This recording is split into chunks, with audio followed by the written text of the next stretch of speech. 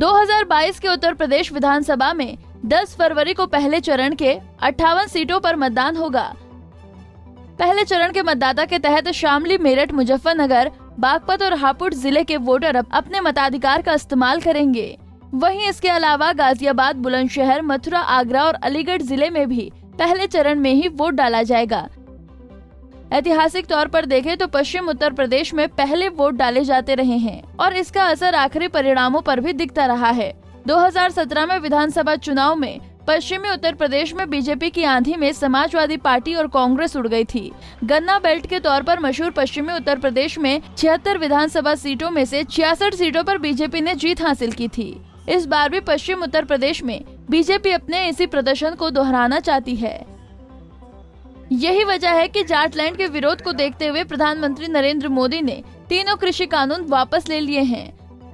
प्रधानमंत्री नरेंद्र मोदी ने कृषि कानूनों को वापस लेकर डैमेज कंट्रोल करने की भरपूर कोशिश की है। हालांकि जयंत चौधरी के साथ हाथ मिलाकर अखिलेश यादव ने बीजेपी की रणनीति की काट तलाशी है। अगर जयंत चौधरी और अखिलेश का समीकरण हिट हो गया तो पश्चिम उत्तर प्रदेश में बीजेपी का पूरा सियासी समीकरण ध्वस्त भी हो सकता है। पंजाब केसरी की टीम उत्तर प्रदेश के हर विधानसभा सीट के समीकरण और सियासी गुणागणित सटीक और निष्पक्ष विश्लेषण पेश कर रही है। तो आइए पहले चरण में शामली जिले में 3 सीटों पर होने वाले विधानसभा चुनाव के समीकरण पर सार्थक चर्चा की जाए। पहले चरण के तहत शामली जिले के दायरे में आने वाले विधानसभा क्षेत्रों में वोट डाले जाएंगे। आइए सबसे पहले शामली जिले के विधानसभा सीटों के सियासी गुणागणित पर डालते हैं एक नजर। शामली जिले की 3 विधानसभा सीटों पर 10 फरवरी को होगा मतदान। 10 फरवरी को कैराना थाना भवन और शामली विधानसभा में होगा मतदान। तीनों विधानसभा सीट पर बीजेपी और समाजवादी पार्टी के बीच होगी सीधी टक्कर। बसपा और असदुद्दीन ओवैसी बिगाड़ सकते हैं समाजवादी पार्टी का खेल। 2017 में शामली में बीजेपी कैंडिडेट तेजेंद्र निर्वाल चुनाव जीतकर बने थे विधायक। 2017 में कैराना में समाजवादी पार्टी के नाहिद हुसैन ने हासिल की थी जीत। 2017 में थाना भवन में बीजेपी कैंडिडेट सुरेश कुमार ने लहराया था जीत का परचम। 2017 में शामली जिले की 3 में से 2 सीट पर बीजेपी को मिली थी जीत।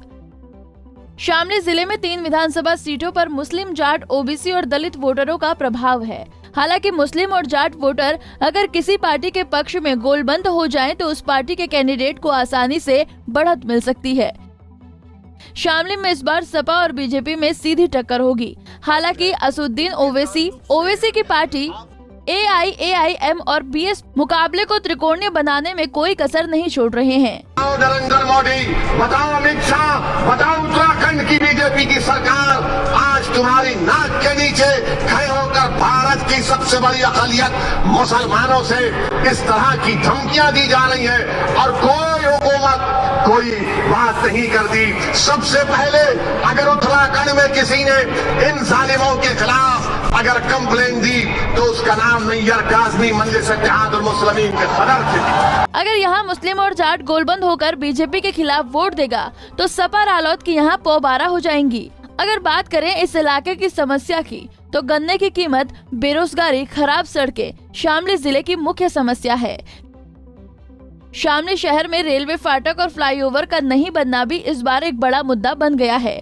यहाँ रेलवे फाटक नहीं होने से करीब 30 से 45 मिनट तक का जाम लग जाता है। हर चुनाव से पहले नेता इस समस्या का समाधान करने का वादा करते हैं, लेकिन सच बात यह है कि अभी तक इस समस्या का समाधान नहीं हो सका है। इसके अलावा बाईपास नहीं होने के चलते भी शहर में लंबा जाम लगता है। क्षेत्र के लोग इस समस्या के समाधान के लिए भी काफी समय से राजनीतिक दलों पर दबाव बनाते रहे हैं, लेकिन हर बार उनकी किस्मत में धोखा ही मिलता है। शामली सहित पूरे पश्चिम उत्तर प्रदेश में केंद्र सरकार की ओर से पारित किए गए तीनों कृषि कानूनों का जमकर विरोध हो रहा था, लेकिन मोदी सरकार ने पश्चिम यूपी में बाजी पलटने के लिए ये कानून वापस ले लिए हैं। तो वहीं किसानों को खुश करने के लिए योगी सरकार ने 26 सितंबर को गन्ने के मूल्य में 25 रुपए प्रति क्विंटल का इजाफा किया था। खास बात यह है कि योगी सरकार में शामली और थाना भवन विधानसभा सीट से सुरेश राणा गन्ना मंत्री हैं, इसलिए सुरेश राणा की भी सियासी साख इस बार के चुनाव में दांव पर लगी है। शामली में 2012 और 2017 के विधानसभा चुनाव में बीजेपी ने 2 सीटों पर जीत का परचम लहराया था, लेकिन 2012 के चुनाव में भगवा पार्टी ने अपने पुराने प्रदर्शन को कायम रखने में एड़ी चोटी का जोर लगाना पड़ रहा है। अगर यहां जयंत और अखिलेश की जोड़ी चल निकली तो बीजेपी के लिए मुश्किलें खड़ी होनी तय है। Bureau report, Punjab Kesari TV. हमसे जुड़े रहने के लिए हमारे YouTube चैनल को सब्सक्राइब करें और नई वीडियो की नोटिफिकेशन के लिए बेल आइकॉन को दबाएं। अगर आप ये वीडियो Facebook पर देख रहे हैं तो लाइक जरूर करें और ज्यादा से ज्यादा शेयर करें। धन्यवाद।